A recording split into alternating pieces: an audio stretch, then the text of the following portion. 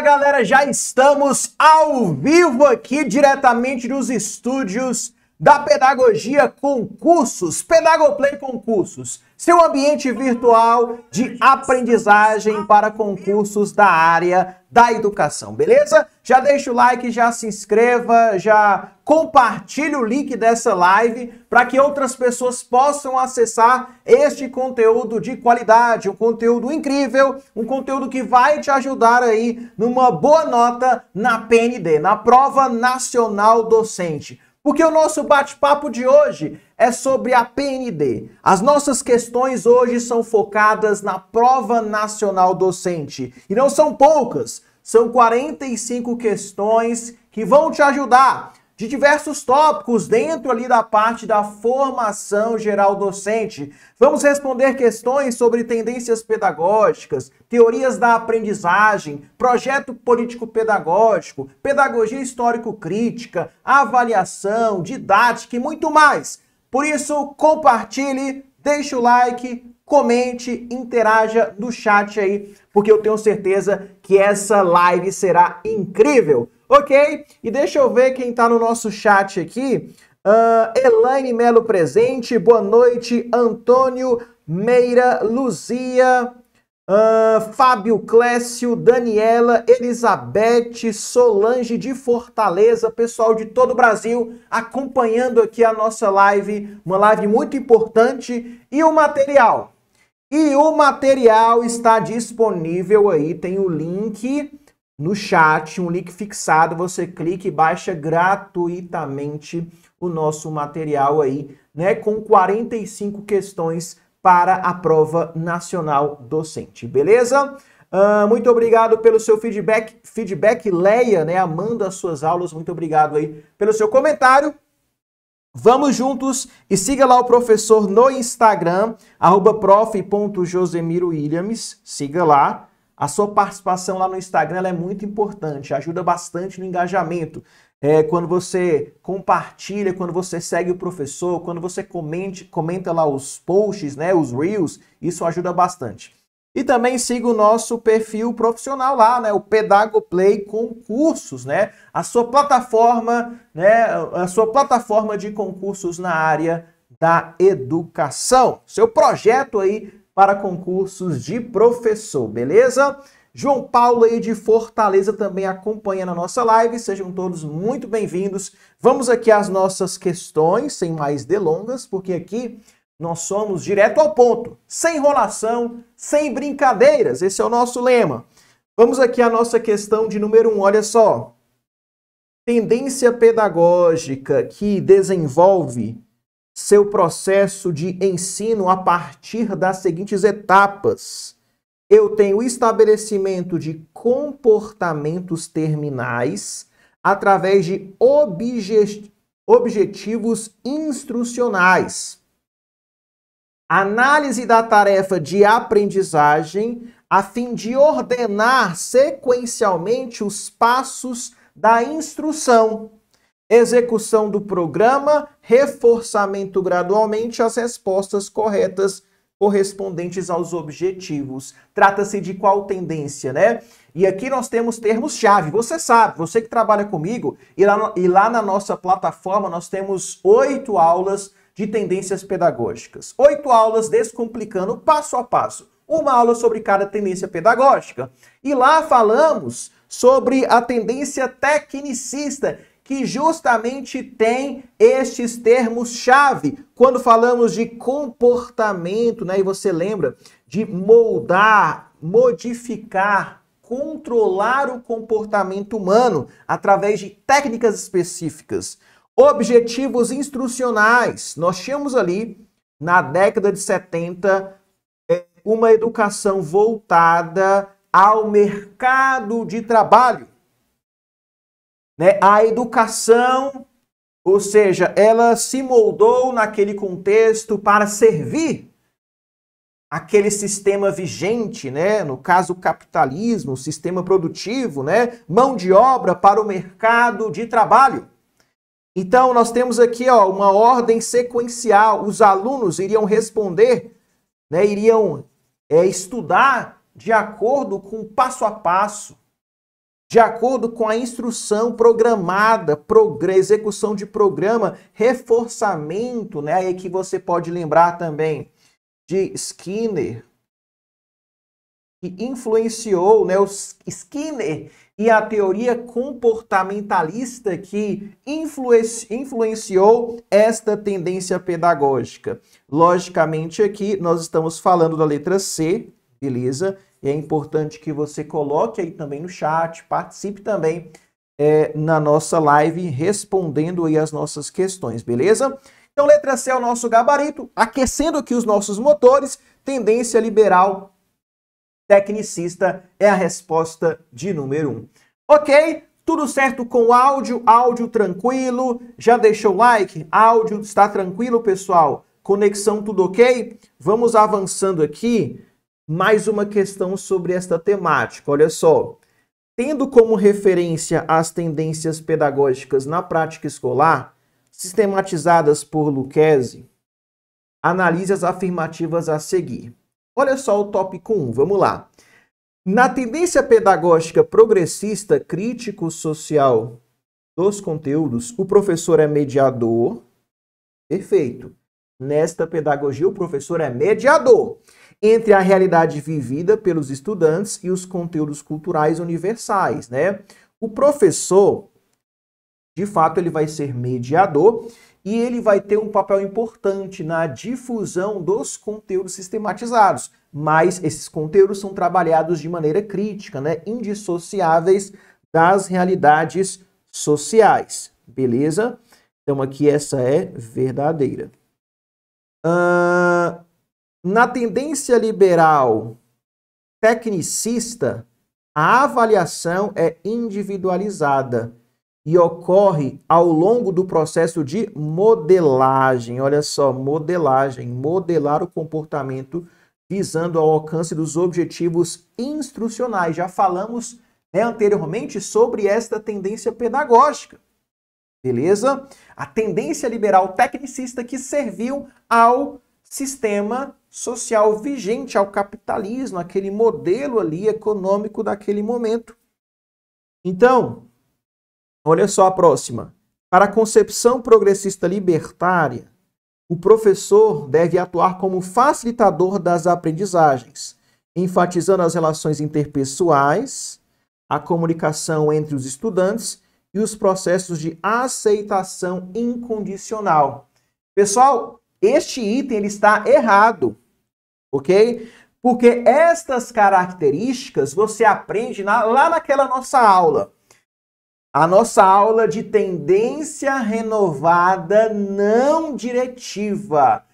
Escola nova não diretiva de Carl Rogers, o qual nós temos aqui o professor como facilitador da aprendizagem, onde a gente dá uma ênfase maior aos aspectos psicológicos, às relações interpessoais, ou seja, as relações que você tem para com o próximo, para com o outro, a comunicação entre os estudantes e o processo de aceitação incondicional. Você aceita o seu aluno como ele é. Então aqui a 3 não é a libertária, mas sim a renovada não diretiva. Beleza? Na abordagem liberal renovada progressivista, aí essa aqui, ela é de quem? De John Dewey.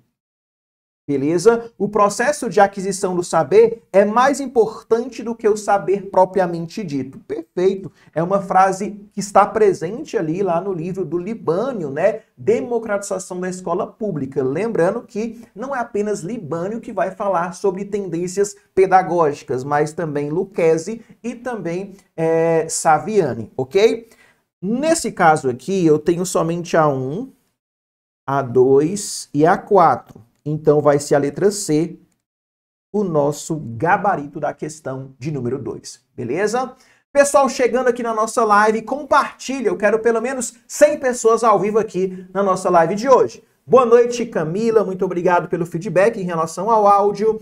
Lúcia Maria presente, Everson Gonçalves, Jaqueline. Vamos juntos, vamos aqui para a questão 3, olha só. As abordagens acerca do papel da didática na ação educativa escolar estão conectadas às tendências pedagógicas. No contexto educacional brasileiro, destacam-se as abordagens, olha só, liberal, e eu tenho a abordagem progressista do trabalho pedagógico. Em uma dessas tendências que integra a vertente progressista, olha só, se eu falo da vertente progressista, beleza? Na vertente progressista, eu tenho 3 caminhos aqui. Eu tenho o caminho da tendência libertadora, o caminho da tendência libertária e o caminho da tendência crítico-social dos conteúdos. Ele fala assim, ó, o professor assume o papel de mediador. Opa, já falamos sobre isso. O conteúdo deve ser vivo e indissociável da realidade, sendo utilizado pelos estudantes como instrumento para compreender essa realidade e transformá-la. Libânio. A tendência pedagógica descrita refere-se à tendência, logicamente, muito bem, letra A, o nosso gabarito. Pedagogia ou tendência crítico-social dos conteúdos, né, proposta por José Carlos Libânio. E é justamente isso, o papel do professor é de mediador. Ele vai transmitir os conteúdos que são importantes, os conteúdos que foram reunidos pela humanidade, universalmente, historicamente, né, o saber sistematizado, a ciência. De fato, o professor vai transmitir, mas de maneira viva, concreta, indissociável, conectada à realidade do meu aluno, ok? Então, letra A é o nosso gabarito aí da questão 3. Muito bem, Fábio Clécio acertou a nossa questão. Vamos avançando. Angélica, muito obrigado pelo seu feedback. E olha só, o que diferencia a intimidação sistemática de ataques esporádicos, né? Essa nossa questão, pessoal, é uma questão que trata sobre o bullying, que pode cair na sua prova também. Tranquilo? Pode cair esta temática. E aqui eu trouxe a LDB para a gente discutir um pouquinho, né, rapidamente sobre a questão do bullying. O artigo 12º da LDB vem trazer para nós, aqui no caput, a seguinte informação. Os estabelecimentos de ensino, respeitadas as normas comuns e as do seu sistema de ensino, terão a incumbência de... E aqui no artigo 12º nós temos as incumbências das escolas, as obrigações das escolas, as incumbências. Olha só, inciso 9, promover medidas de conscientização, de preservação e de combate a todos os tipos de violência, especialmente, olha só, a intimidação sistemática. Então, quando ele fala assim, ó, intimidação sistemática aqui, ele está falando do bullying, beleza? No âmbito das escolas. 10. Estabelecer ações destinadas, aqui é mais um, né? Mais uma incumbência das escolas, que é estabelecer ações destinadas a promover a cultura de paz nas escolas. Aqui são incumbências dos estabelecimentos escolares, ok? Dos estabelecimentos de ensino. E nesse sentido, quando ele fala assim, ó, intimidação sistemática, é algo que está acontecendo sempre, é algo sistemático, né? Então, olha só, será que o que diferencia a intimidação sistemática de ataques esporádicos é o número de envolvidos? Não é o número. É o grau de ataque também, não o tipo de ataque, o local? Não. É a repetição. Beleza? Muito bem. Letra E. A intimidação sistemática, ela acontece sempre, né? Todo dia aquele aluno ele sofre bullying. Todo dia nós temos alunos que mexem com aquele nosso aluno que sofre com isso e às vezes nem quer voltar mais para a escola. E nós temos aqui ataques esporádicos que acontecem, né, de vez em quando, que também é ruim, logicamente. Mas aqui o que diferencia é a questão da repetição. A intimidação sistemática, ela está sempre ali acontecendo, é algo sistemático e é algo muito, é um sofrimento muito grande por parte das vítimas em relação a esse tipo de violência, né, que é o bullying, beleza? A intimidação sistemática. Ok? Muito bem. Letra E é o nosso gabarito. Avançando aqui. 5. Um dos maiores desafios atuais na educação diz respeito ao uso consciente das mídias digitais, que também é um tópico muito importante, né? Falando aí de tecnologias da informação e comunicação, também é um tópico ali da formação geral docente. Considerando uma situação em que o aluno tenha compartilhado conteúdo violento ou utilizado discurso violento nas redes, e aqui nós temos a mesma temática, né, a questão do bullying, só que numa perspectiva de cyberbullying, né, que é esses ataques virtualmente, que acontecem em redes sociais, por exemplo. São ações que podem ser tomadas pelos educadores. Vamos lá. Reforçar exclusivamente a responsabilização individual do aluno e sua punição, independentemente do contexto em que ele esteja inserido. Calma aí, eu vou reforçar exclusivamente a responsabilidade individual do aluno? Logicamente, não. Beleza? Então, aqui ela é falsa, ok? Aí ele continua assim, ó, independentemente do contexto em que ele seja inserido, eu vou responsabilizar ele totalmente pela situação onde nós temos várias pessoas envolvidas. Não, ressaltar que mesmo no mundo digital, essas ações têm impacto negativo sobre pessoas reais. Perfeito. Beleza? A número 1 aqui, ela se encontra equivocada também, né? Porque é importante entender que existe um contexto por trás. Por que ele faz aquilo na rede social?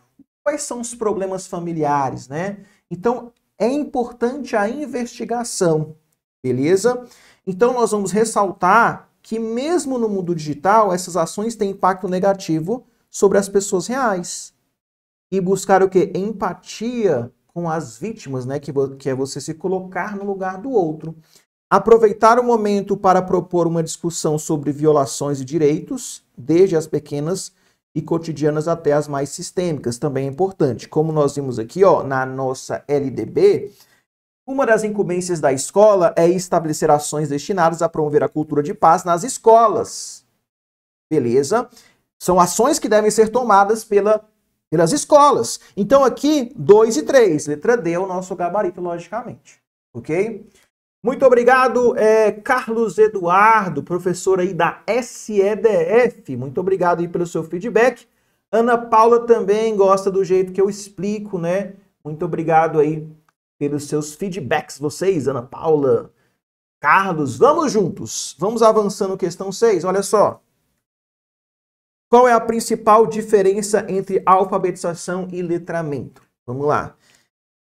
A letra A fala assim, ó, alfabetização é o processo de aprender a ler, a escrever.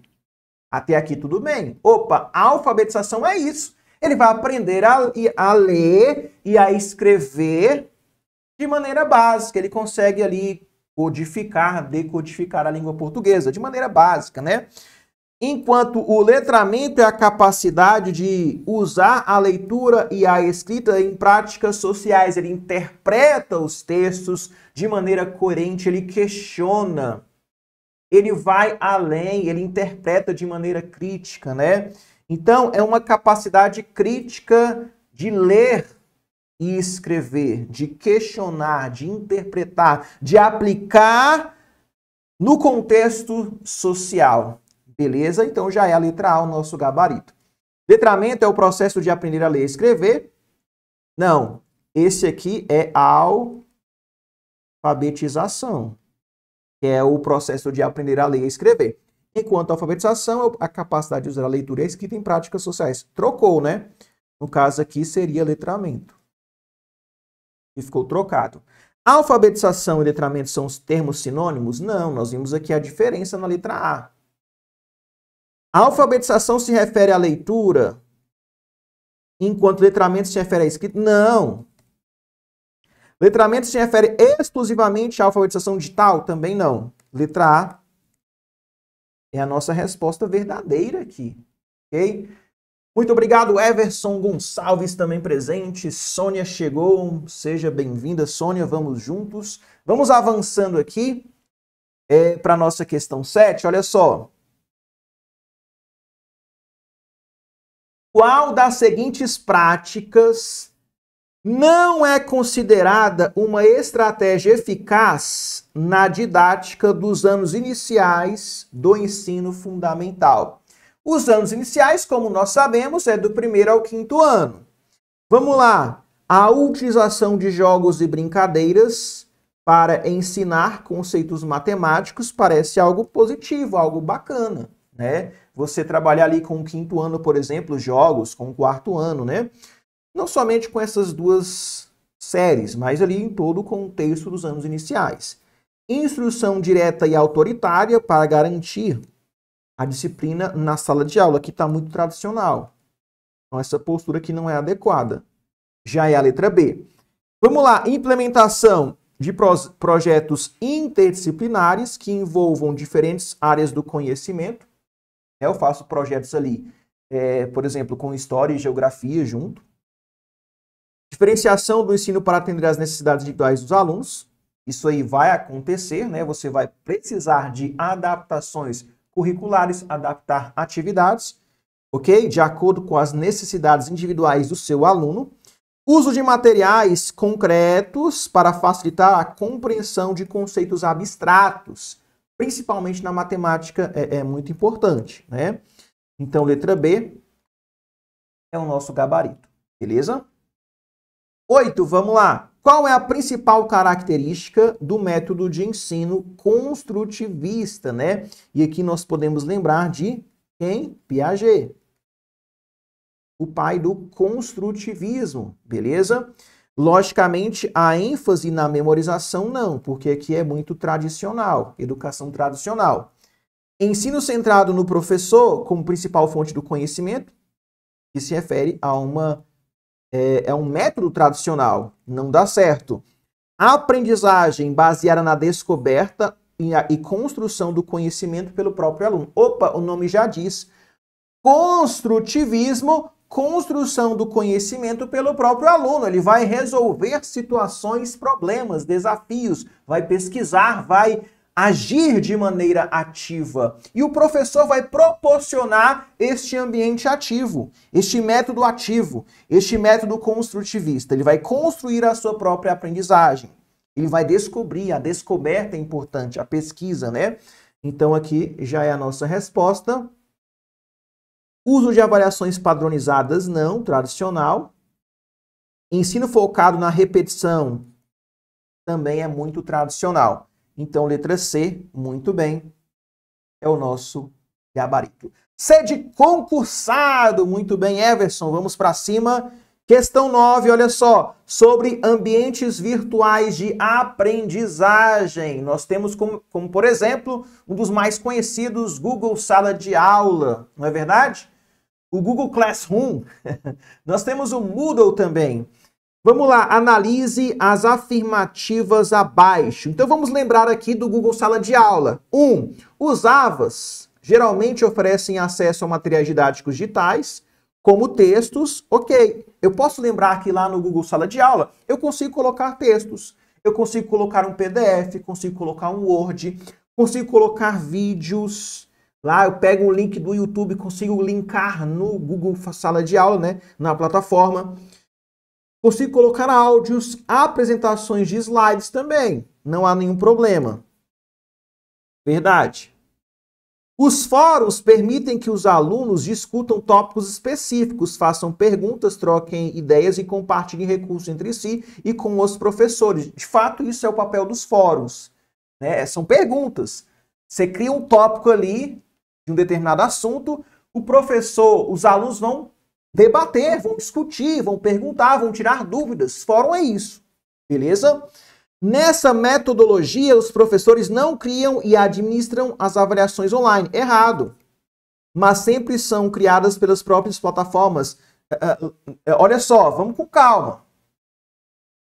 Essa questão aqui ela é falsa, esse item no caso.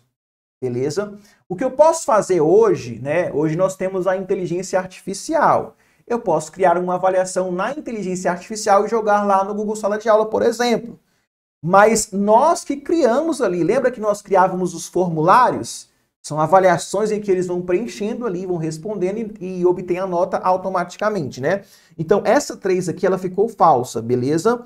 Então, muito bem, a letra C é o nosso gabarito. Apenas as afirmativas 1 e 2 estão corretas. Beleza? Show de bola! Leila, muito obrigado pelo seu feedback. Deixe o like, se inscreva, comente e vamos para cima. Vamos continuar questão 10, olha só. Sobre a colaboração entre professores e gestores escolares. É correto afirmar. Então pode cair este tema também na sua prova. Gestão escolar, professores, coordenação, colaboração ali com a comunidade também, né? Formas de articulação com a comunidade, com a sociedade, beleza?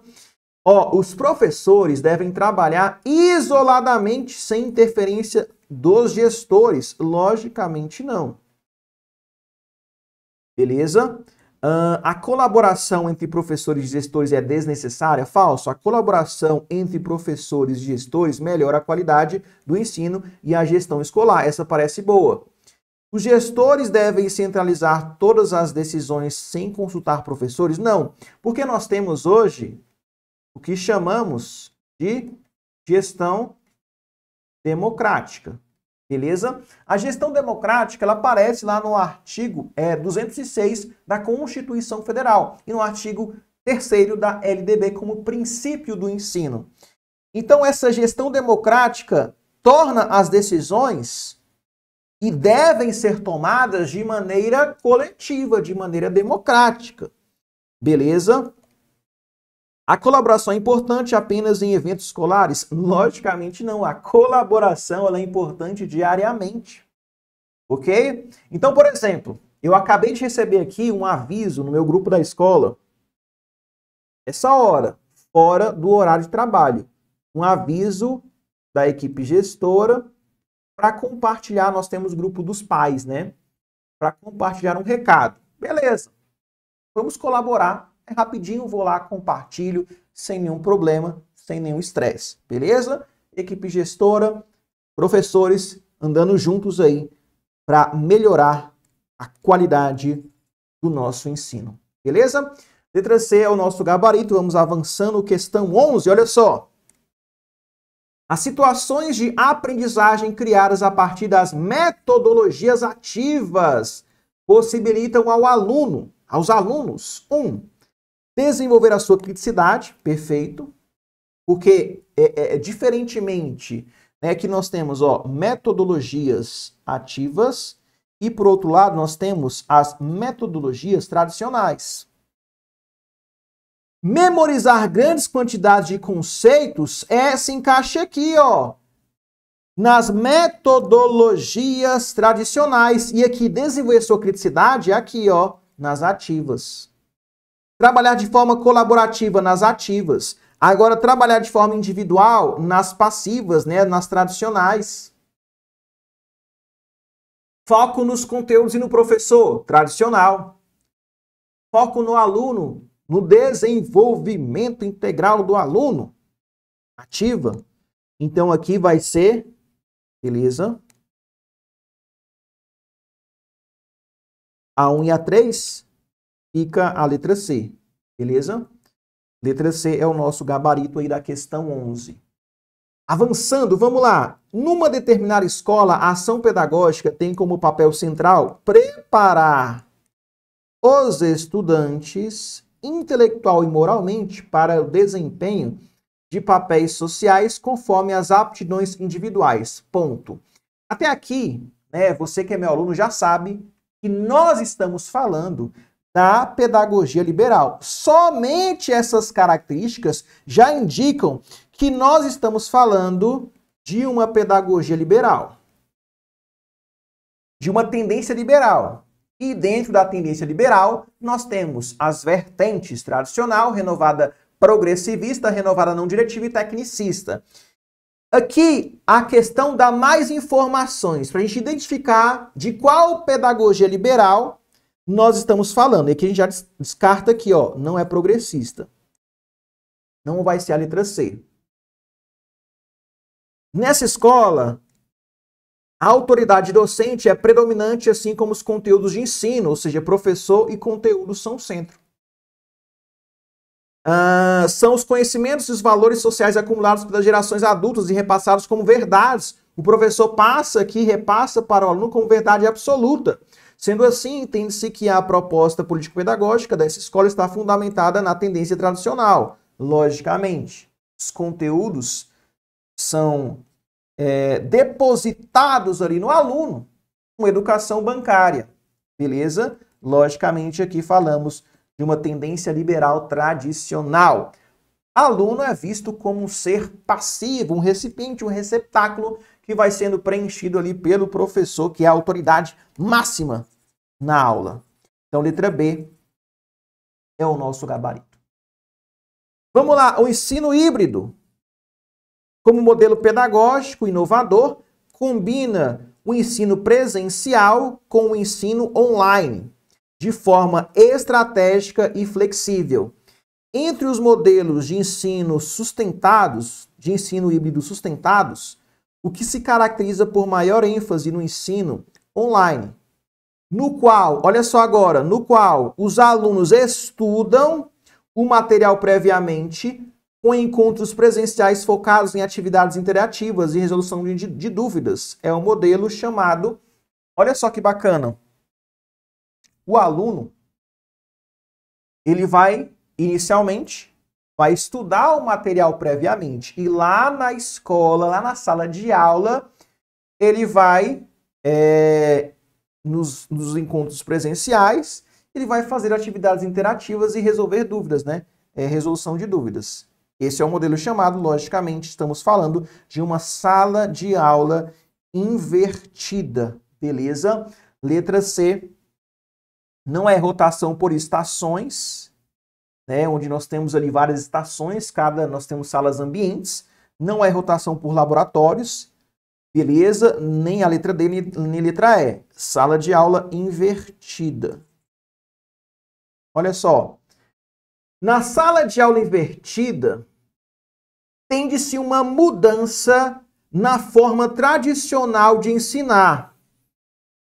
O conteúdo, olha só, o conteúdo passa a ser estudado em casa e as atividades realizadas em sala de aula. Ele estuda ali em casa inicialmente e na escola ele resolve questões com o professor e tira dúvidas. Com isso, o estudante deixa para trás aquela postura passiva ou passiva de ouvinte, né? Na tendência tradicional, ele é somente ouvinte. E assume agora o papel de protagonista do seu aprendizado.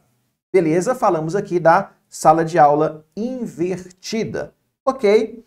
Muito bem. Tudo certo? Tranquilo? Vamos avançando. Pessoal, esses dias eu recebi um comentário de uma professora, uma aluna, né? Professora que acompanha as nossas aulas.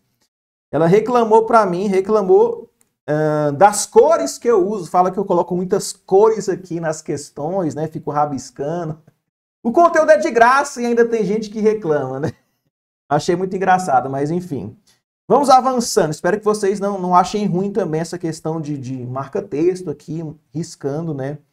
Eu acho que isso ajuda, pelo menos na minha concepção. Mas vamos lá. Olha só.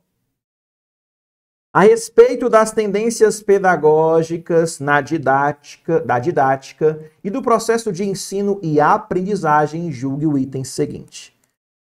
As tendências liberais partem de uma análise crítica das realidades sociais, sustentam implicitamente as finalidades sociopolíticas da educação e refutam as ideias implantadas pelo capitalismo. Logicamente, aqui nós não estamos falando das tendências liberais. Estamos falando das tendências progressistas.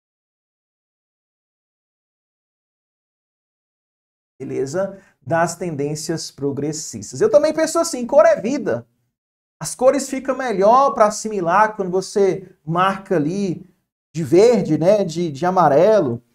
Então, eu não passo cores para tampar, por exemplo. Eu não vou fazer isso aqui, ó. essa cor aqui já não fica legal porque tampa, né? Tampa a palavra. Logicamente, eu vou passar uma cor mais que eu consiga visualizar também. Então, na minha opinião, ajuda, ajuda também, né? Então, aqui, logicamente, fica errada, beleza, a nossa questão de número 14, ok? Eu quis compartilhar porque a gente recebe cada comentário que é bem complicado. Mas vamos para cima, vamos juntos aí, questão errada. Vamos avançando aqui, assimilamos melhor com as cores, também penso assim, né? Everson, questão 15, bem interessante essa, olha só. Leia o trecho a seguir a respeito de uma específica abordagem teórica para as metodologias ativas de aprendizagem. Vamos lá. A aprendizagem deve integrar diretamente a vida. Com certeza. A aquisição isolada do saber intelectual que impede o sentido social e só a participação em uma atividade de interesse comum pode dar. Deixa de ser educativa, contradizendo o seu próprio fim. O que é aprendido, sendo aprendido fora do lugar real que tem na vida, perde o seu sentido ou o seu valor. Ou seja, vamos lá. Ele está dizendo aqui que você vai aprender na escola, o que você precisa aprender na escola é algo que vai ser útil para a vida. Tem que ter sentido na sua vida real. Olha só agora, que a gente mata a questão. Só se aprende o que se pratica. Mas não basta praticar. É preciso haver reconstrução consciente do vivenciado. Aprende-se por associação. Não se aprende numa coisa só. Toda aprendizagem deve ser integrada à vida. Beleza? Pessoal, e aqui a nossa questão, né, o trecho, caracteriza a concepção de aprendizagem de quem? Ele fala de prática, ele fala que a escola, que a educação, ela deve ser trabalhada para realmente fazer sentido para a nossa vida lá fora, para o mundo complexo mais lá fora, né? Deve ser integrada à vida. E aqui, pessoal, eu lembro de uma figura muito importante. Entendi a escola como um laboratório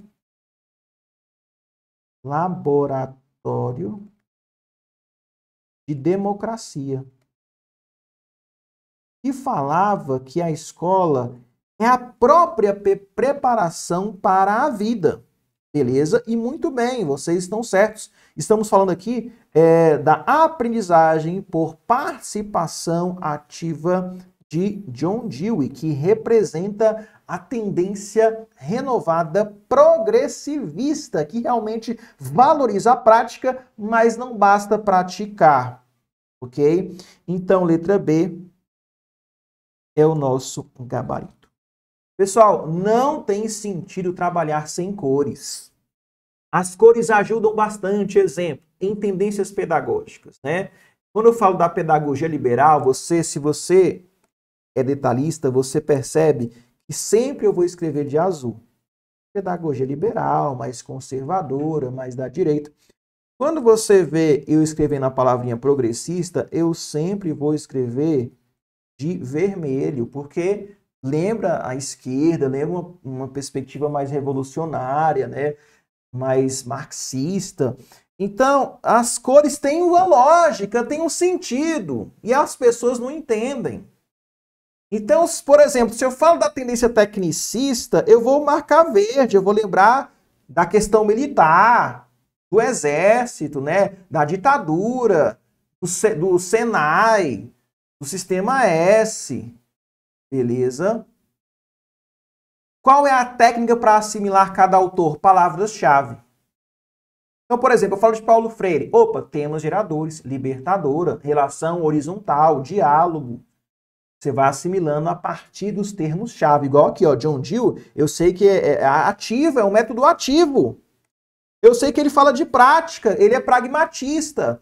Então, a melhor maneira é fazer associação com termos-chave. Isso para concursos públicos, na minha opinião. Então, letra B é o nosso gabarito. Vamos avançando, 16. Olha só, assinale a alternativa em que não esteja indicado um objeto ou importância da gestão democrática das escolas. Essa aqui é mais tranquila, vamos lá. Aproximar as escolas da família é importante. Considerar a realidade e o contexto da comunidade em que a escola se insere é importante. Dar voz ativa a todos os envolvidos também é importante. Agora, criar um cenário em que a comunidade acate as decisões da direção. Será que é isso? Isso acontece, tá? Isso acontece. Eu sei que na teoria, a teoria ela é muito linda e vai cair na prova a parte teórica, mas na prática isso acontece, né? A direção que manda, a direção, e principalmente em municípios que a maioria é contrato temporário, é a direção, né? São professores efetivos que mandam ali e quer que todo mundo acate as decisões, né? Então, letra D é o nosso gabarito, beleza? 17, vamos lá, as teorias pós-críticas, vai cair também na sua prova, as teorias de currículo, as teorias tradicionais, teorias críticas e teorias pós-críticas. Eu sei que as teorias pós-críticas, elas vão focar no indivíduo, vão focar em quem ensinar, o ser humano e a sua diversidade. A partir da década de 90, né, nós temos ali as teorias pós-críticas, vários autores influentes como Michel Foucault, né, um autor muito importante para as teorias pós-críticas, o próprio Tomás Tadeu Silva também, implantam a abordagem de categorias que as teorias não críticas de currículo não se preocupavam em abordar. Logicamente, as teorias não críticas não iam falar sobre sexualidade, sobre diversidade, sobre raça, sobre gênero, essas coisas, né? Qual das alternativas abaixo exprime apenas categorias inscritas nos currículos pós-críticos? Vamos lá. Conteúdos historicamente acumulados, classe, raça, não.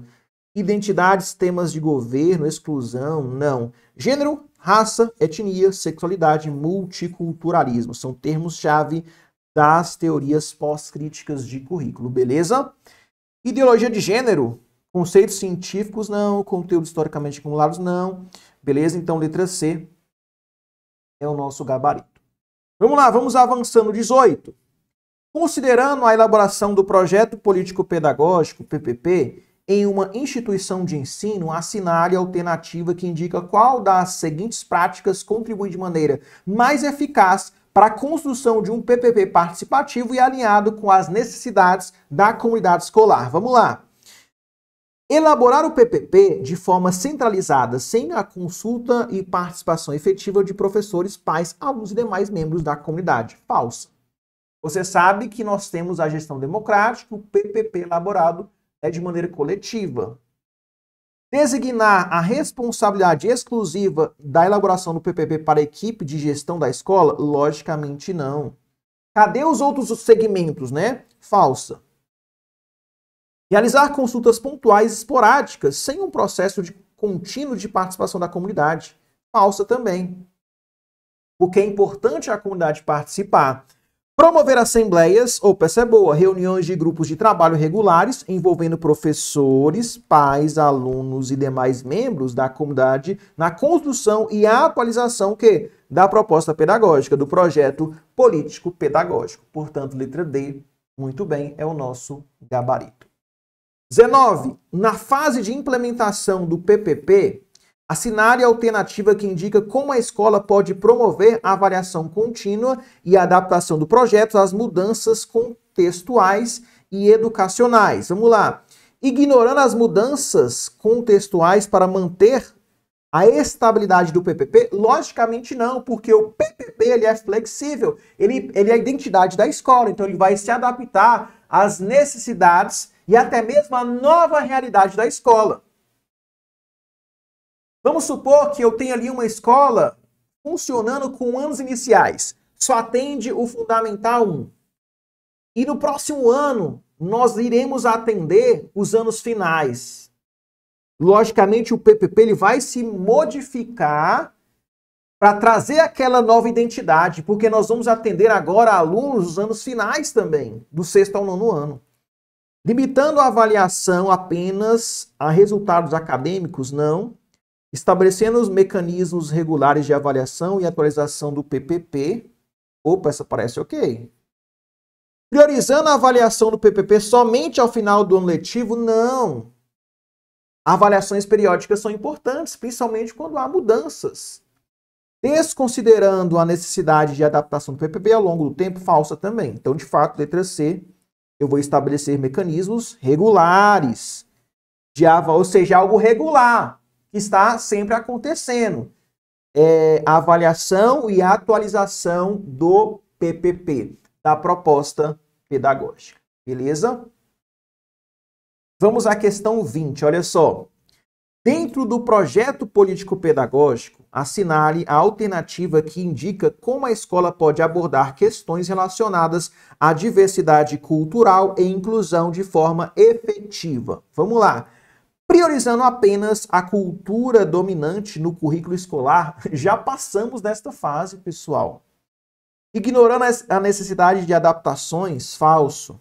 Integrando a diversidade cultural como um princípio norteador das práticas pedagógicas, essa tá ok. Limitando a reflexão, desconsiderando as questões de gênero, logicamente não. Então, portanto, essa tá bem tranquila. Letra C é o gabarito da questão 20, beleza? Vamos lá, vamos dificultar um pouco agora. Questões mais complexas, beleza? Vamos avançar para outro nível agora. Dentro aí de filosofia da educação, filosofia e sociologia, beleza? Vamos lá. Vários autores cujos trabalhos relacionam-se à didática classificam a educação como redentora.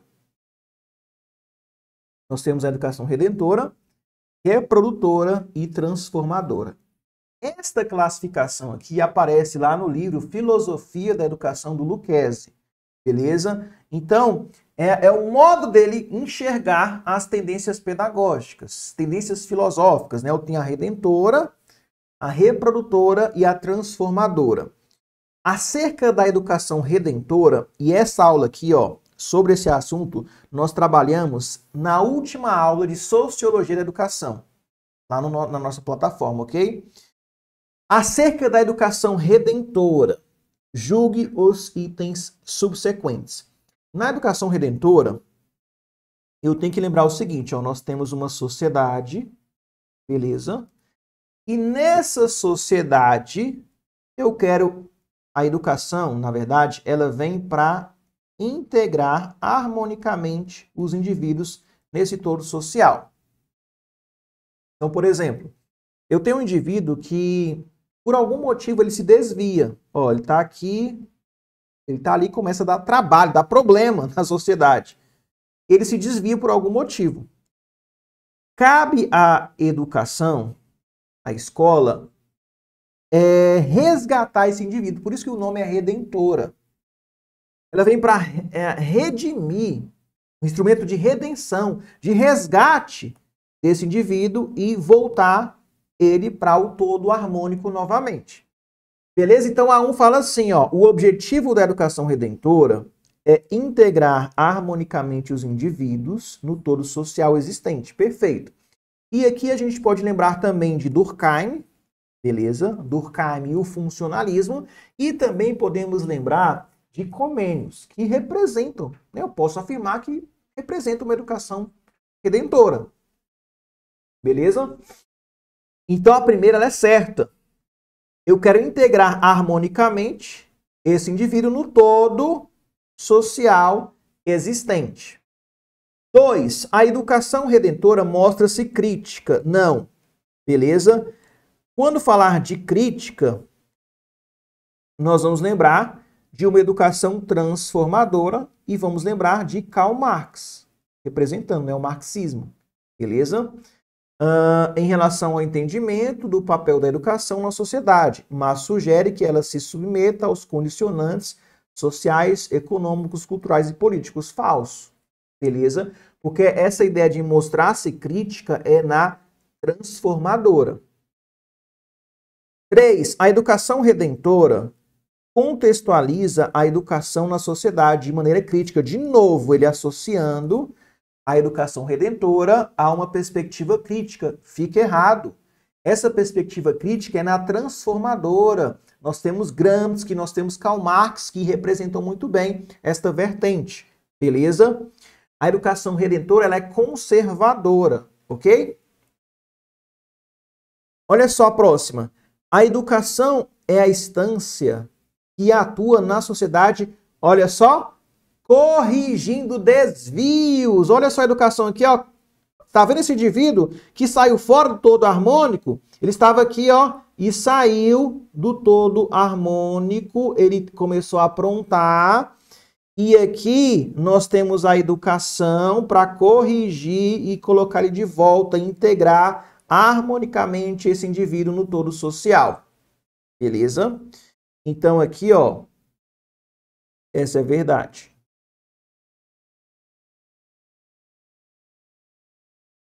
A educação redentora configura-se como mediação de projetos sociais? Não. Essa ideia de mediar projetos sociais é da transformadora. Beleza? É da transformadora. Ok? A transformadora entende que a escola reproduz a ideologia da classe dominante, mas ela pode atuar com um projeto social de mudança e transformação. Beleza? Então, essa aqui ela é falsa, porque essa ideia é da transformadora. Somente 2, tá? Ó, a quantidade de itens certos é igual a 2. Letra B é o nosso gabarito aí da questão de número 21. Beleza? Vamos lá. 22. Considerando a relação educação e sociedade, isso aqui, pessoal, relação educação e sociedade, é sociologia da educação. Em suas dimensões filosóficas, sociocultural e pedagógica, julgue o item a seguir. O principal representante da vertente redentora é o teórico Althusser. Não, pessoal, Althusser, ele vai representar aqui, ó, a reprodutora. Beleza? Há uma vertente reprodutora. Por quê? Porque ele é um teórico crítico reprodutivista. Quando a gente lê lá o livro Escola e Democracia, nós temos as teorias crítico-reprodutivistas, né? Aí nós temos o aparelho ideológico de Estado, que é justamente aqui, ó. Aparelho ideológico de Estado, que é justamente de Althusser. A violência simbólica de Pierre Bourdieu e Jean-Claude Passeron. A escola dualista de Baudelot e Stabler. Então, essa parte aqui, ó, na verdade, é reprodutora. Se eu colocaria assim, ó, se eu colocasse assim, ó, o principal representante da vertente reprodutora é o teórico Althusser, ok, que estudou o papel da escola como um dos aparelhos do Estado. Perfeito. Aparelho ideológico de Estado. Por isso a questão está errada. Porque teria que ser reprodutor ali. Da redentora eu posso destacar Comênios, ok? Então, errada a questão de número 22. Pertencem ao campo das teorias crítico-reprodutivistas, as seguintes teorias. Vamos lá. Construtivismo? Não. Letra B, teoria do sistema de ensino enquanto violência simbólica? Sim, de Pierre Bourdieu e Jean-Claude Passeron. Da teoria da escola enquanto aparelho ideológico de Estado? Sim, do Louis Althusser. E teoria tecnicista? Não, não é a letra B. C, teoria do sistema do ensino enquanto violência simbólica? Pierre Bourdieu. Teoria da escola enquanto aparelho ideológico de Estado, Louis Althusser, ok. Teoria da escola dualista, Baudelot e Stabler, ok. Letra C é o nosso gabarito da questão 23, ok. Teoria do sistema de ensino enquanto violência simbólica, ok. Teoria da escola enquanto aparelho ideológico de Estado e pedagogia tradicional, não. Pedagogia tradicional é das teorias não críticas, ok? Então, letra C é o nosso gabarito. Vamos lá. As teorias crítico-reprodutivistas em muito influenciaram o pensamento pedagógico brasileiro. Defendem que a escola exerce o papel de reprodutora da sociedade de classes, que reforça o modo de produção capitalista e que repassa a ideologia dominante. São representantes das teorias crítico-reprodutivistas, exceto, vamos lá, eu tenho Pierre Bourdieu? Sim, Pierre Bourdieu e Jean-Claude Passeron, eles fazem parte da escola enquanto violência simbólica. Beleza? Louis Althusser, sim, aparelho ideológico de Estado. Ok? Agora, Michel Foucault, não. Michel Foucault está mais, representa para nós aqui dentro de currículo as teorias pós-críticas, beleza? De currículo. Não tem nada a ver. Letra D é o nosso gabarito aqui da questão de número 24. Beleza? Vamos lá, 25. Em seu livro Escola e Democracia, Saviani estabelece que as teorias educacionais podem ser classificadas em dois grupos, segundo o modo com que explicam a questão da marginalidade, tais como, aí ele apresenta para nós, as teorias não críticas, as teorias e teorias crítico-reprodutivistas. Desse modo, verifique as opções abaixo e assinale a alternativa que refere às teorias não críticas, segundo o autor supracitado. Então, ele pede aqui para nós as teorias não críticas, que equivalem à pedagogia liberal. Fácil demais. As teorias não críticas são a pedagogia tradicional? Sim, eu tenho a pedagogia tradicional. Pedagogia alternativa não tem. Pedagogia tradicional, tecnicista ok, dualista não. Pedagogia nova, ok, reprodutivista não. D, tradicional, pedagogia da escola nova, pedagogia tecnicista. Beleza? A 25 vai ser a letra D. Beleza? Pedagogia nova ok, tradicional ok, não, errado. As teorias não críticas de Saviani equivalem à pedagogia liberal do Libânio. Só que o Saviani, ele apresenta para nós somente a escola nova, não tem aquelas vertentes, né, renovada, progressivista e renovada não diretiva. Então, basicamente, as teorias não críticas, segundo Saviani, são pedagogia tradicional, pedagogia da escola nova e pedagogia tecnicista. Portanto, letra D é o nosso gabarito. Muito bem, Carlos Eduardo. Vamos avançando aqui, ó. 26. Na década de 70 do século XX, foi marcada por concepções educacionais nas quais se afirmava que a escola e a educação reproduzem a sociedade de classe e reforçam o modo de produção capitalista. As chamadas teorias crítico-reprodutivistas, né? As teorias que afirmam que a escola ela reproduz a ideologia da classe dominante. Assinale a alternativa em que todos os nomes são representantes dessas teorias. Vamos lá. Eu tenho John Dewey? Não, John Dewey é escola nova, pessoal. Letra B. Bourdieu, Passeron, perfeito, violência simbólica. Althusser, aparelho ideológico de Estado. Baudelot e Stabé, escola dualista. Já achamos a nossa resposta. As outras estão erradas, ó. Paulo Freire, Moacir Gadot, não. Paulo Freire aqui, John Dewey, não. Ivan Illich, né? Heber, né, que é tradicional, não tem nada a ver.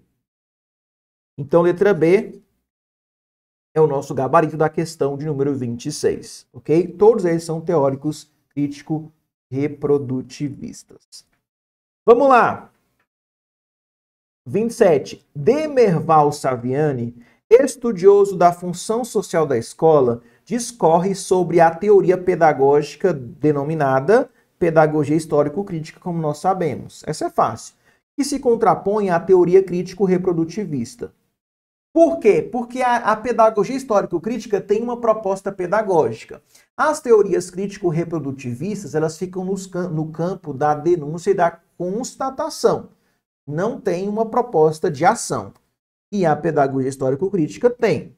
O autor defende o acesso, olha só, ao conhecimento sistematizado e a sua compreensão por parte do estudante como instrumento de reflexão e transformação da sociedade. Perfeito.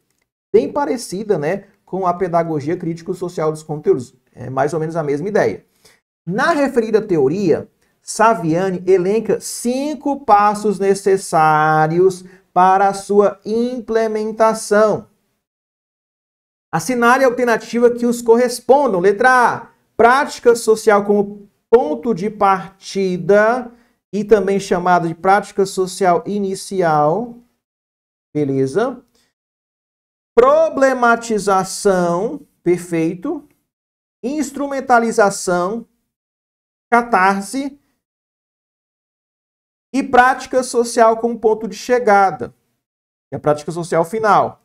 Beleza? Então aqui, ó, muito bem. São os 5 passos da pedagogia histórico-crítica. Beleza? As outras tem aqui palavras que não tem nada a ver. Ok? Letra A é o nosso gabarito. Vamos entender rapidamente, ó, os passos aqui da pedagogia histórico-crítica. 1. Prática social inicial. Ponto de partida, a realidade concreta em que os alunos estão inseridos. O professor parte do senso comum e das experiências que os estudantes já possuem. Busca levantar representações. Aí a gente faz uma busca, né, dos conhecimentos prévios dos nossos alunos, beleza? E as vivências do grupo. Então, busco levantamentos, busco entender quais são os conhecimentos prévios dos meus alunos, nesse passo 1.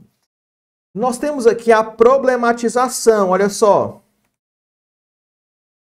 O professor identifica as limitações desse conhecimento inicial e coloca questões que desafiam os alunos. Problematizar. Busca se romper com a visão imediatista da realidade, mostrando contradições e lacunas. O objetivo aqui, nesta fase, é despertar a necessidade de novos conhecimentos. No passo 1, eu identifiquei os conhecimentos prévios, o que eles já sabem ali, mas eu preciso despertar neles a necessidade de aprender coisas novas, de buscar novos conhecimentos. Problematização.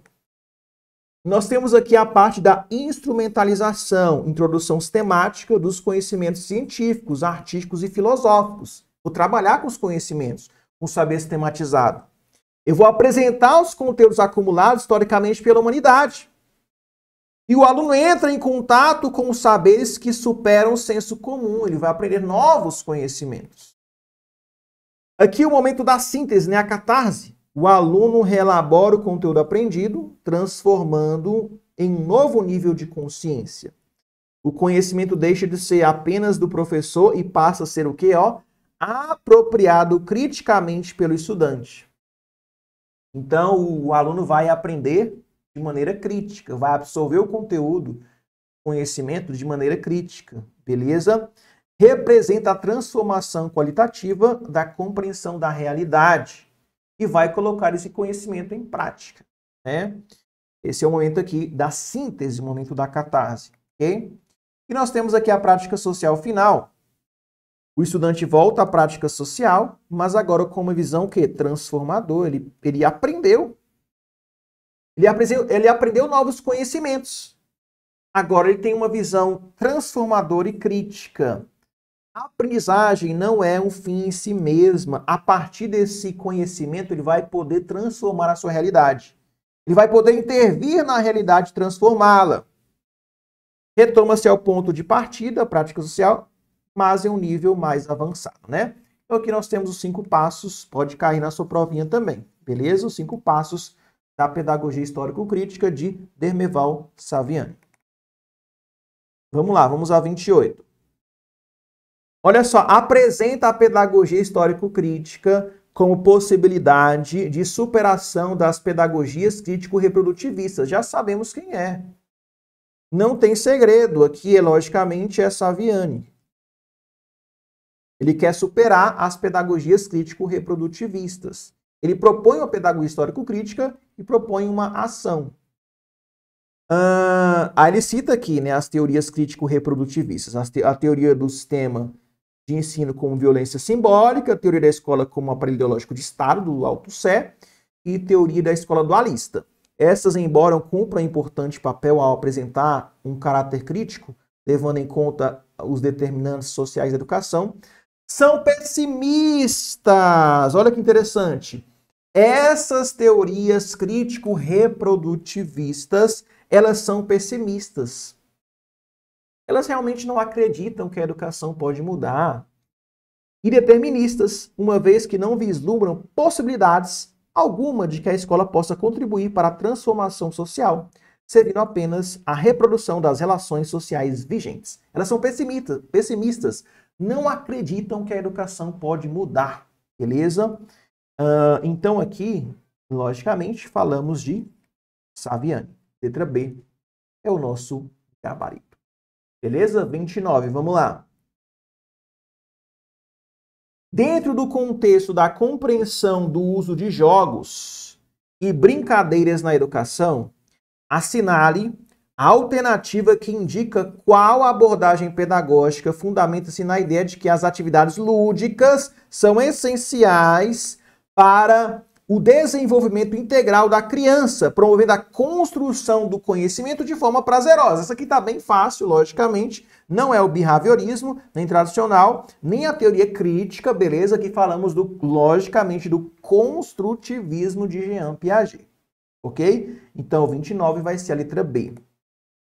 30.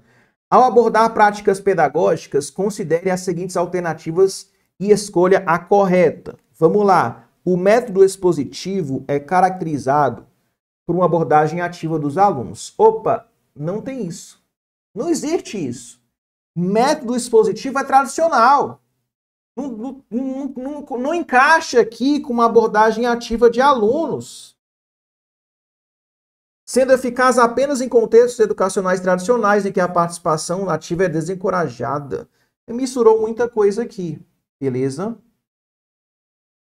A aprendizagem baseada em projetos é uma estratégia pedagógica que negligencia a relação de teoria e prática. Não, a prática é importante aqui.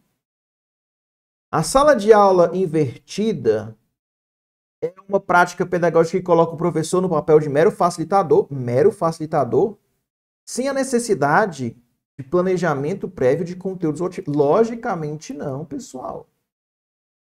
Só sobra para nós a letra D. A abordagem construtivista destaca-se por enfatizar o quê? O papel ativo do aluno na construção do conhecimento, promovendo a aprendizagem significativa por meio de experiências práticas e reflexivas. Perfeito. Então, letra D é o nosso gabarito. 31, vamos lá. No contexto da avaliação e diagnóstico em alfabetização, avalie as alternativas abaixo e assinale a correta. A avaliação somativa é mais eficaz no processo de alfabetização, uma vez que fornece informações detalhadas sobre o progresso individual do aluno, facilitando intervenções personalizadas. Será que é isso mesmo? A avaliação somativa traz essa perspectiva, né, de um acompanhamento personalizado, informações detalhadas do progresso individual. Não é isso. O diagnóstico em alfabetização deve se basear exclusivamente em testes padronizados, garantindo a objetividade e confiabilidade das informações obtidas. Também não, muito tradicional. A avaliação formativa é uma estratégia que se concentra na coleta contínua de dados, perfeito, durante o processo de ensino, permitindo ajustes imediatos e fornecendo informações valiosas para aprimorar as práticas pedagógicas. Perfeito, aqui falamos da avaliação formativa, avaliação contínua, beleza? O uso exclusivo de avaliações externas, como exames padronizados em larga escala, é suficiente para compreender o desempenho dos alunos em alfabetização, dispensando a necessidade de avaliações internas. Logicamente não, pessoal. Falso. As avaliações internas também são importantes, ok? Não posso somente depender de avaliações externas. Avaliações que não conhecem a realidade do meu aluno. Então aqui vai ser a letra D.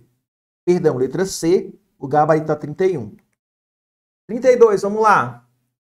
A aplicação de estratégias de avaliação. Na aplicação de estratégias de avaliação, a avaliação formativa destaca-se como uma abordagem fundamental no processo educacional. Considerando isso, assinale a alternativa que descreve corretamente a principal característica da avaliação formativa. A avaliação formativa tem como objetivo atribuir notas. Já começou errado, porque essa é a somativa, a classificatória. Na avaliação formativa, o foco é na compreensão, na comparação entre os alunos, identificando quem atinge os critérios estabelecidos, né? Será que é isso mesmo? O foco é na comparação, é ficar comparando os alunos. Não, pessoal. A avaliação formativa é realizada apenas no final de um período. Essa ideia aqui é da somativa. A principal característica aqui da avaliação formativa é o seu caráter contínuo, perfeito, e processual, fornecendo o quê? Avaliações para aprimorar o aprendizado. É uma avaliação que ela é contínua, que ela é processual, que ela é inclusiva, beleza? Onde há prevalência dos aspectos qualitativos sobre os quantitativos e traz para nós feedbacks constantes. Então, letra D é o nosso gabarito, beleza? 33, vamos lá. A tendência pedagógica que, historicamente, foi a primeira a ser instituída no país e caracteriza-se pela centralidade do ato pedagógico no professor e pela concepção do estudante como receptor passivo dos conhecimentos que devem ser aprendidos por meio de exercício de memorização. Logicamente, aqui é a tradicional, não tem o que discutir. Beleza? Memorização, hierarquia, né? Professor como centro do processo. O aluno como receptor passivo, não tem para onde discutir. Educação tradicional. Beleza? Agora, olha essa. O pragmatismo, corrente filosófica, vai cair na sua prova. Associada aos pensadores como John Dewey, enfatiza, vamos lá, o papel essencial das ideias, do conhecimento na formação do indivíduo.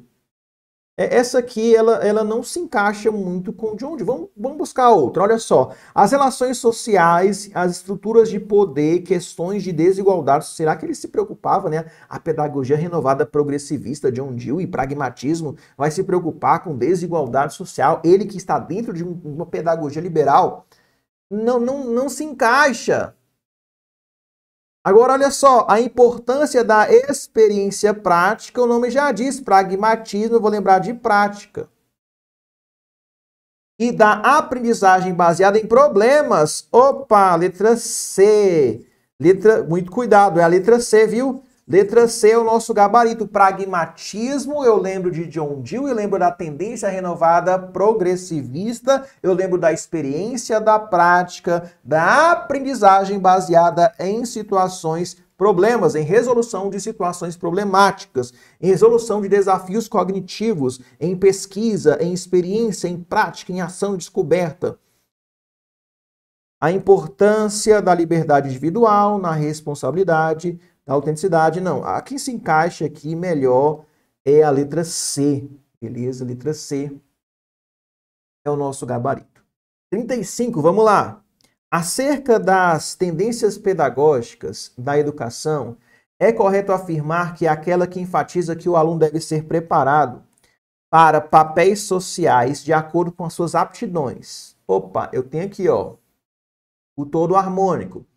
Cada aluno vai desempenhar a sua função de acordo com a sua aptidão, aprendendo a viver em harmonia com as normas da sociedade capitalista, valorizando a cultura individual, é a tendência. Olha aqui, pessoal. Nós estamos falando, beleza?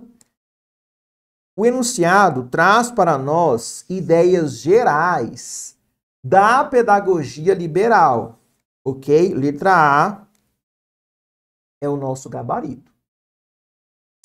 aqui falamos da tendência liberal e, logicamente, dentro da tendência liberal deste grupo, nós temos vertentes que vocês conhecem, ok? Então, aqui estamos falando de características gerais da pedagogia liberal, tendência liberal ou tendências liberais. Letra A é o nosso gabarito. 36, vamos lá. A tendência pedagógica aqui está centralizada na discussão de temas sociais e políticos, vinculando a educação à luta e organização de classe do oprimido, aqui ficou fácil, citou oprimido, citou temas sociais e políticos, que são os chamados temas geradores, beleza? Buscando o que? A transformação social através da elaboração da consciência crítica, é a tendência libertadora, não tem para onde correr. Letra B é o gabarito aqui da questão de número 36, beleza? 37, vamos lá.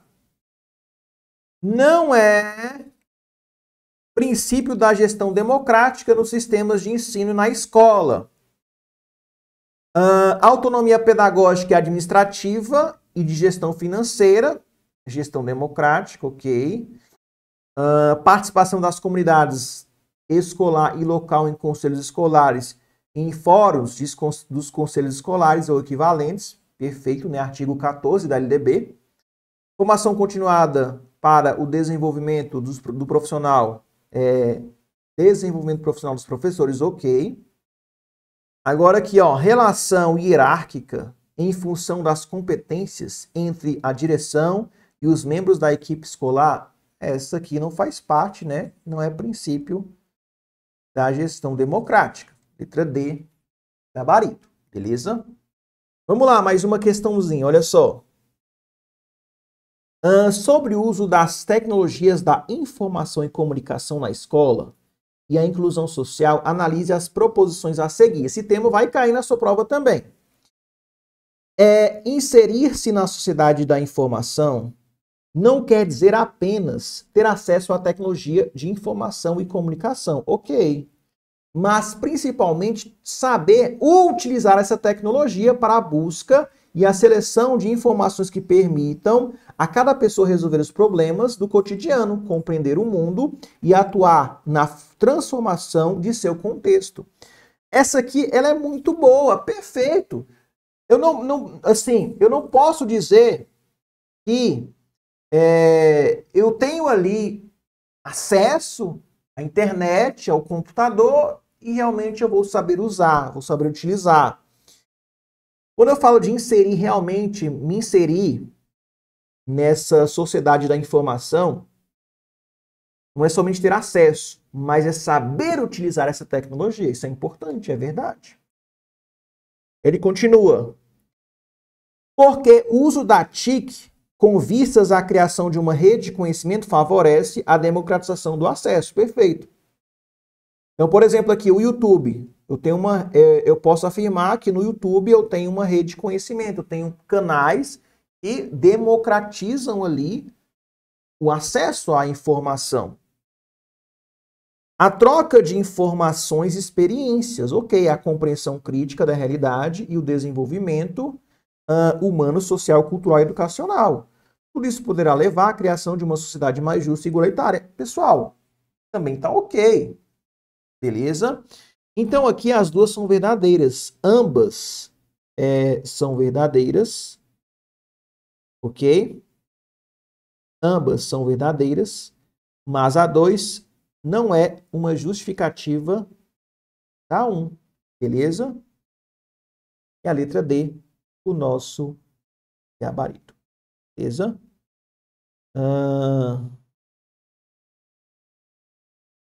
Não, é a letra C.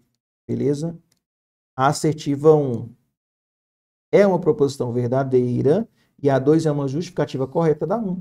Beleza? Letra C é o gabarito da 38. Beleza? Uma justifica a outra, mesmo contexto. Tranquilo? Muito bem. 39. Acerca das práticas docentes, fundamentos teóricos e tendências pedagógicas, assinale a opção correta. Vamos lá. Na tendência crítico-social dos conteúdos, o professor se comporta como um especialista em relações humanas. Não. Vamos lá. Esta aqui é a renovada não diretiva. Beleza? Renovada não diretiva. Nesta tendência que o professor ele se comporta como um especialista em relações humanas, aceitando o aluno como ele é. Ou seja, lembra daquela ideia? Aceitação incondicional? Eu vou aceitar ele como ele é, sem intervir no processo de aprendizagem, renovada não diretiva. Não é a letra A. Postura libertadora é aquela em que o professor transmite a matéria conforme o sistema instrucional eficiente e efetivo em termos de resultados da aprendizagem, enquanto o aluno recebe e aprende fixa as informações. Logicamente não. Aqui não é uma postura libertadora, mas uma postura tecnicista. Se a postura tecnicista ela é pautada pelo diálogo como método básico, segundo o qual o educador e educando se posicionam como sujeitos do ato do conhecimento. Não, essa aqui é uma postura libertadora. Aqui é uma postura libertadora. Na postura tradicional, o professor transmite o conteúdo na forma de verdade a ser absorvida, ok? E, em consequência, a disciplina imposta é o meio mais eficaz para assegurar a atenção e o silêncio, muito tradicional. Professor autoritário, autoridade máxima, silêncio, acabou, todo mundo ali quietinho. Disciplina imposta, medo, silêncio. Letra D está ok. Beleza? Muito bem, vamos aqui à nossa questão de número 40. Olha só. Segundo a teoria das inteligências múltiplas de Howard Gardner, os grandes astros do esporte, os expoentes da arquitetura mundial, têm, respectivamente, uma expressiva inteligência sendo elas. Vamos lá. Vamos pensar aqui no Rei Pelé. O Pelé, de acordo com a teoria, né, das inteligências múltiplas, ele é bom no esporte, é bom com o seu corpo, né, com as pernas, com o chute, né, em relação à bola. Então aqui é sinestésico corporal, beleza? Sinestésico corporal. E a arquitetura, um arquiteto, por exemplo, tem uma inteligência espacial, ele consegue visualizar muito bem. Então aqui vai ser a letra D. A 40 é a letra D, sinestésico corporal e espacial. Fácil demais. Super tranquilo. Aqui são as teorias das inteligências múltiplas. Pessoal, olha só, chegamos à questão 40, faltam 5 questões. Faltam 5 questões ainda para a gente finalizar a nossa live de hoje. Mas olha só, é importante você saber que nós estamos com as matrículas abertas para o nosso curso completo e esquematizado para a PND, ok? Ainda dá tempo de estudar. E olha só, hoje você vai ter acesso ao nosso curso esquematizado por um valor bem simbólico. Presta atenção, você vai ter acesso aqui, ó, a videoaulas, material em PDF, grupo VIP para você tirar as suas dúvidas, ter acesso ao meu WhatsApp, mapas mentais. Hoje eu coloquei mapas mentais na plataforma que estão incríveis, beleza? Você vai ter acesso à teoria e questões da parte formação geral docente e a parte específica de pedagogia em questões em simulados, ok? Você vai ter acesso a um ano ao nosso curso. A plataforma, ela é super intuitiva, ok? Você pode baixar o aplicativo e pode acessar no aparelho celular, ok? E você paga somente hoje 12 vezes de R$ 20,37, ok? Mas olha só, como nós estamos num evento especial, 45 questões, eu vou liberar 5 cupons, somente 5 cupons, com 45% de desconto, beleza? Olha só, mas antes eu quero te mostrar aqui, ó. Essa é a nossa plataforma e nela você vai ter acesso, ó, a toda a parte dos conteúdos totalmente esquematizado. Exemplo, vamos pegar aqui a parte de filosofia da educação. Então você vai ter acesso aqui, são 3 aulas, tá? Pega a primeira, por exemplo. Vai ter acesso à videoaula, ok? Professor explicando o conteúdo, beleza? Vai ter acesso ao material em PDF, totalmente esquematizado. Você pode baixar o material, ó, material em PDF, totalmente ilustrativo, esquematizado, para você aprender de uma vez por todas este conteúdo e os outros conteúdos da PND, beleza? Você vai ter acesso também a uma apostila. Deixa eu pegar aqui a apostila. Na parte de introdução, você tem acesso a uma apostila e tem todo o conteúdo da formação geral docente, beleza? Essa apostila tá bem bacana, olha só. Todo o conteúdo aí da formação geral docente que você pode imprimir, tem questões, parte teórica, toda uma apostila. E também outro bônus, que é o nosso, que eu coloquei hoje, que é o nosso caderno de mapas mentais. Deixa eu abrir para vocês aqui, ó. É o nosso caderno de mapas mentais. Ver se baixou aqui. Esse é o nosso caderno de mapas mentais, tá? Você vai ter acesso a 80 páginas de mapas mentais esquematizados de conhecimentos pedagógicos, beleza? E legislação educacional, ok? Você vai ter acesso a essa plataforma há 1 ano. Você pode estudar quantas vezes você quiser, ó. Plataforma estilo Netflix, beleza? Redação. Além disso, tem a parte da redação também, ok? A professora pediu para mandar a redação para ela, você manda para mim, na verdade, eu passo para ela corrigir uma redação, você tem acesso à correção de redação também, ok? E toda a parte em vídeo e esquematizado. E hoje você paga 12 de R$ 20,37. Mas para quem está na live, vai pagar, olha só, eu tenho um cupom aqui de 45%. Só que é só hoje, tá? E para os 5 primeiros. Você paga somente 12 vezes de... Vai ficar R$ 11,21. Beleza? Então você vai pagar somente 12 vezes de... 12 vezes de R$ 11,21. Esse aqui é o site para você fazer a compra, ok? E além disso, olha só. Você vai ter acesso ao aplicativo. É só baixar o aplicativo da QIFI. Você tem todo o suporte, né? Eu te ajudo a entrar na plataforma, tudo certinho. E ó, você tem tudo aqui que você pode assistir pelo celular. Tem um aplicativo de fácil acesso, fácil, você consegue mexer, é bem facinho. Não tem erro, beleza? Você clica aqui na aula. Beleza? Exemplo, educação especial inclusiva. Cliquei aqui. Tem a aula. Clicou na aula. A aula, abaixo da aula, tem essa parte aqui, ó, conteúdo. Nessa parte de conteúdo, você clica e baixa o PDF. Beleza? Aqui já baixou o PDF já, ó, da aula no celular. Todo esquematizado. Ok? Muito obrigado pelo seu feedback em relação à plataforma. E somente para os 5 primeiros, eu nem coloquei o link, uma pessoa comprou aqui, tá? Uma pessoa comprou, deixa eu até ver quem foi, que já tá valendo. Eu nem coloquei o link ainda, a pessoa comprou. Beleza? Muito obrigado aí pela sua confiança. A pessoa que comprou aqui, ó, foi o Pablo. Pablo dos Santos. Muito obrigado aí. Eu nem coloquei o link. E a pessoa comprou. Muito obrigado pela confiança. Então tá lançado o link, somente 4 pessoas agora, porque o Pablo já comprou com desconto. Somente hoje, 45% de desconto. Olha só, o link tá aí. Beleza? O link tá aí.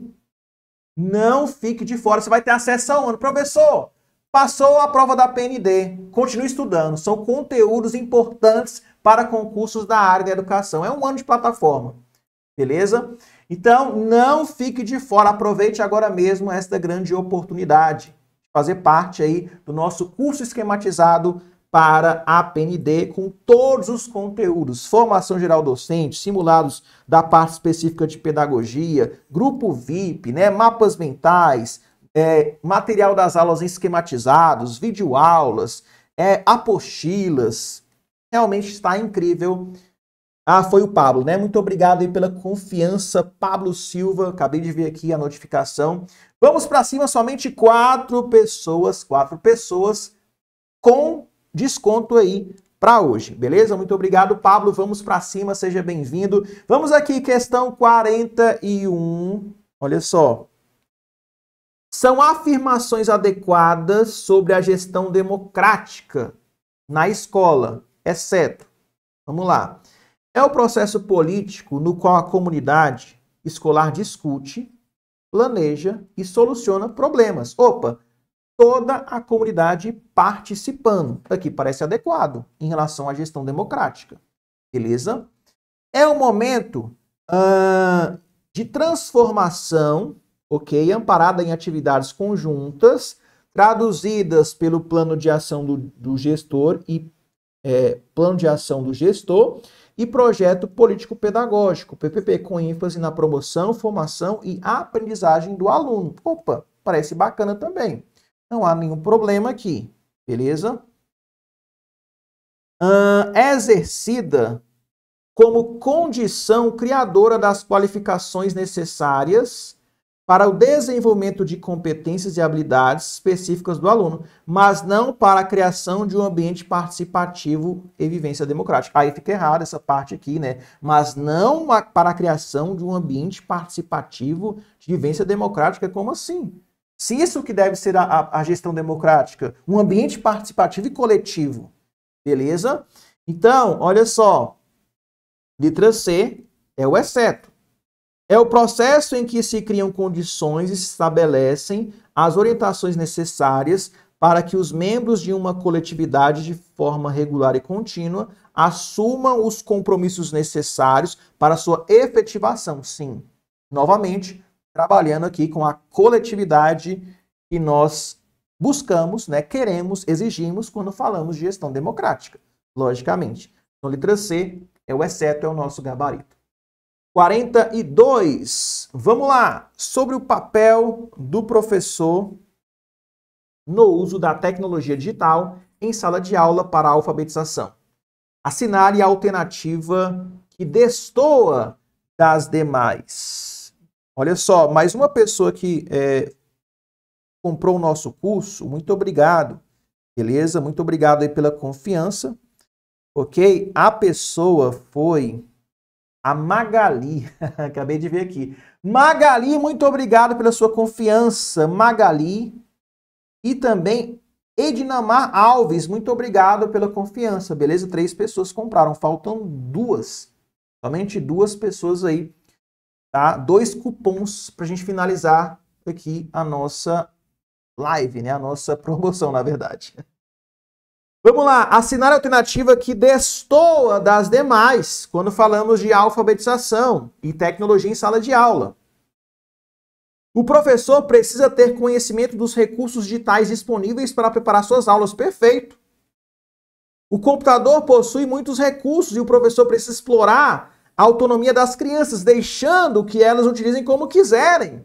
Aí não, pessoal. Como assim? Eu vou deixar as crianças livres, né, no caso, fazer o que elas quiserem ali no computador? Logicamente não, isso é muito perigoso. Beleza? O conhecimento do professor sobre os recursos digitais permite que ele traga benefícios pedagógicos para suas aulas. Muito bom, isso é importante. Conhecimento, buscar evolução em relação à tecnologia. Para explorar os recursos do computador, o professor precisa estar qualificado, sim, e se apropriar dessa tecnologia para ensinar as crianças a ler e escrever, sim. Se eu vou trabalhar a alfabetização num contexto tecnológico, eu preciso aprender primeiro. Eu preciso, né, buscar ali ferramentas, aprender como funcionam os jogos, né, de alfabetização, como funciona ali esses programas, né?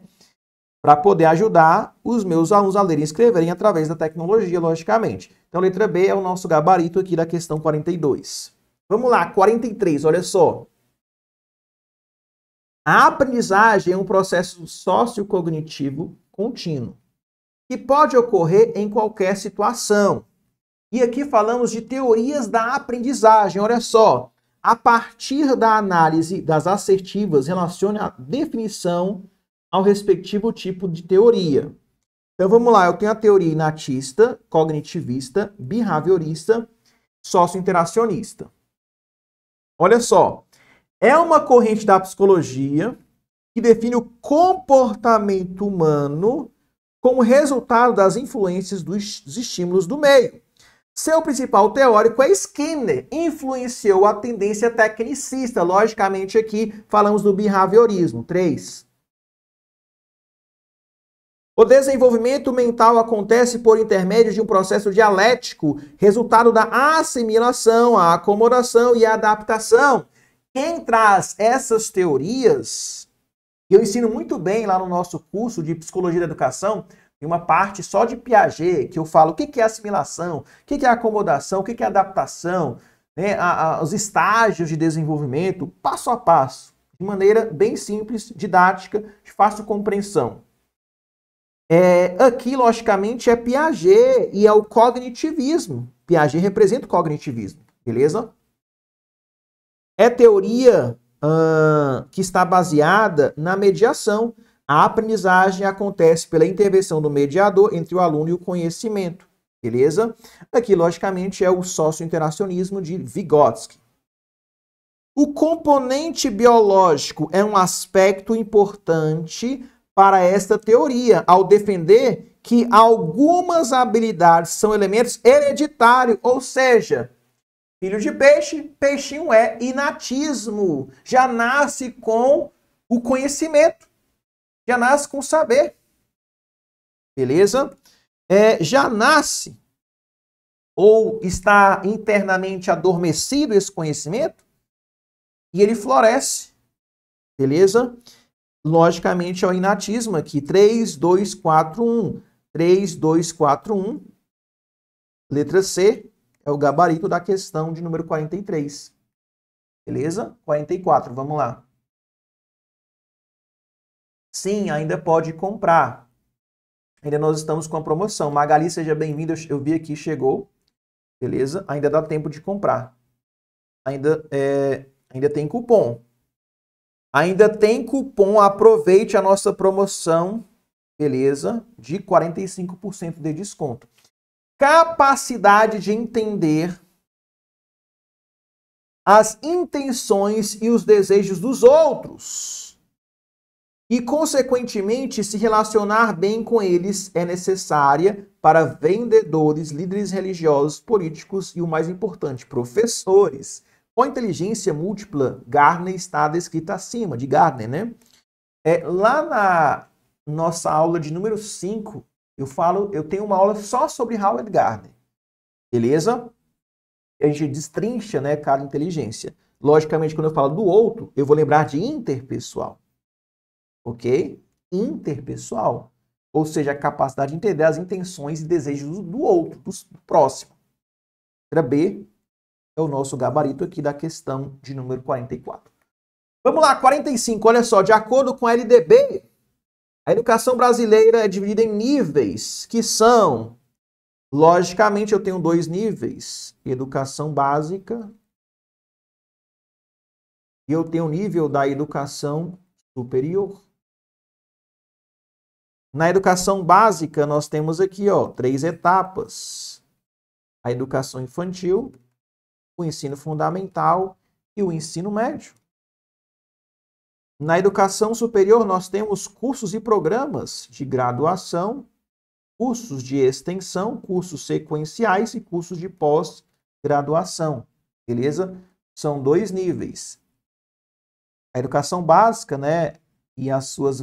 Essa ideia aqui, na verdade, aparece no artigo 21 da LDB, beleza? Então, aqui, logicamente, vai ser a letra B. Muito bem. Letra B é o nosso gabarito aí. A questão de número 45. Beleza, pessoal? Muito obrigado aí pela sua participação, pelo feedback, pessoal aí realmente recomendando o curso, isso é muito importante, muito gratificante receber esse feedback de vocês. Nós temos atualizações constantes na plataforma, beleza? Fiquem tranquilos. Nós temos materiais em PDF, mapas mentais, apostilas, né? Realmente é uma plataforma que está bem bacana, está incrível. Você vai ter acesso aí a videoaulas, material em PDF, grupo VIP, mapas mentais, apostilas, formação geral docente, né? A parte teórica e também em simulados e questões, material teórico, né? Mais a parte de pedagogia em simulados para a gente treinar toda a parte específica de pedagogia. E você paga somente... Quanto é que ficou, pessoal? 12 de 11, né? Mais ou menos isso, 12 vezes de 11 com a nossa promoção hoje, com 45%. 45 questões, 45% de desconto. Eu vou deixar essa promoção até hoje. Eu sei que passou aqui, umas 5 pessoas já compraram. Mas eu vou deixar até hoje, 23 horas e 59 minutos, beleza? Então essa é a sua chance de você fazer parte da nossa plataforma esquematizada da PND. Muito obrigado aí pelo seu feedback, pela sua confiança no trabalho. E vamos para cima, vamos juntos aí, ok? E se você, por exemplo, professor, eu não posso comprar o curso agora, mas eu gosto das suas aulas, eu assisto às suas lives. Pessoal, se você quiser me ajudar, tem uma opção aí para você se tornar membro. Você paga somente, acho que é R$4 mensais, para você ajudar aí o professor na produção de conteúdos. Então, considere se tornar membro do nosso canal. E isso ajuda bastante também aqui o nosso trabalho. Deixa o like, compartilhe. Muito obrigado pela confiança, pela audiência. Marca o professor no Instagram, né? Tira um print, faz os stories. E tamo junto, pessoal. Muito obrigado. Forte abraço, bom descanso.